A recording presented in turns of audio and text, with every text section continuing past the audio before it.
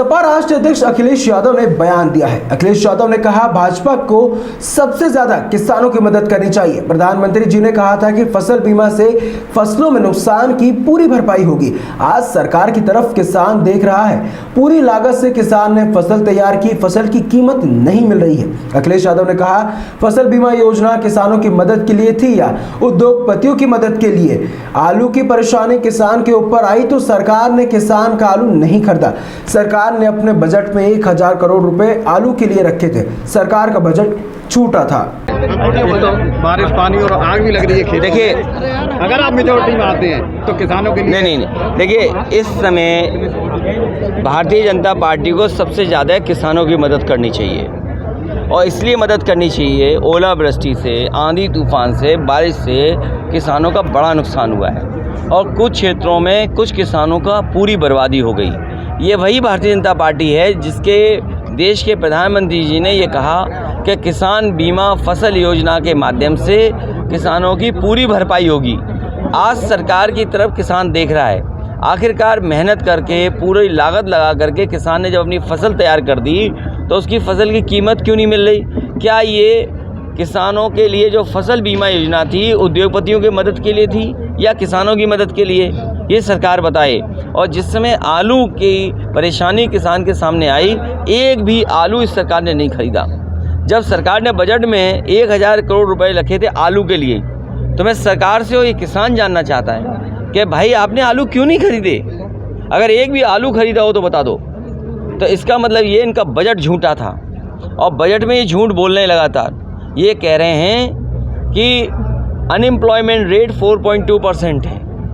अगर 4.21% unemployment rate है, इसका मतलब 100 में से 4 ही लोग बेरोजगार बचे हैं। इतना बड़ा झूठ भारतीय जनता पार्टी कैसे बोल सकती है? फिर अभी जब छठी मनाई सरकार ने तो कहा कि प्रति व्यक्ति आय उत्तर प्रदेश में 2 गुनी हो गई।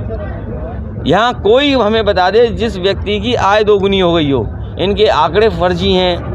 ये लगता है जो तहसील और थाने में आय बढ़ा दी है इन्होंने, उस आय की बात तो नहीं कर रहे थे। और फिर $1 ट्रिलियन की इकोनॉमी आप झूठ दिखा रहे हो कि 16% की ग्रोथ रेट है। अगर 16% की ग्रोथ रेट है और आपको $1 ट्रिलियन की इकोनॉमी चाहिए तो इसका मतलब 34% होनी चाहिए ग्रोथ रेट। तो 34% ग्रोथ रेट नहीं संभव है।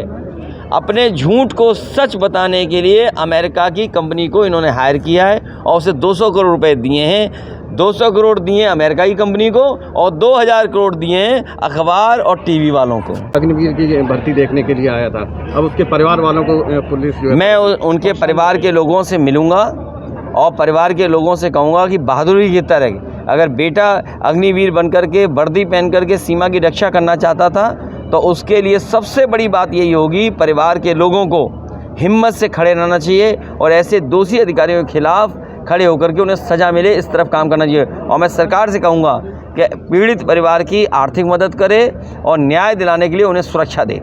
कांग्रेस जो कानून लेके आई थी जिसकी चक्कर में राहुल गांधी फंस गए हैं, क्या आगे चल के इसके देखिए ये कानूनी लड़ाई है और कई बार पॉलिटिकल लोगों को झूठा फंसाया जाता है, क्योंकि कई बार लोकतंत्र में पॉलिटिक्स करने वाले लोगों को उन आंदोलनों का नेतृत्व करना पड़ता है और जो सरकार उस समय होती है कोई ना कोई मुकदमे लगाती है, फर्जी मुकदमे लगाती है। अब आप देखिए, कमाल की बात तो यह है कि उत्तर प्रदेश के मुख्यमंत्री जी ने अपने ही केस वापस ले लिए, डिप्टी सीएम के केस वापस ले लिए, और अगर ये ट्रायल पे जाते और कोर्ट जाते तो हो सकता है उन्हें कई बार सज़ा मिलती, तो कितनी बार सज़ा जाती।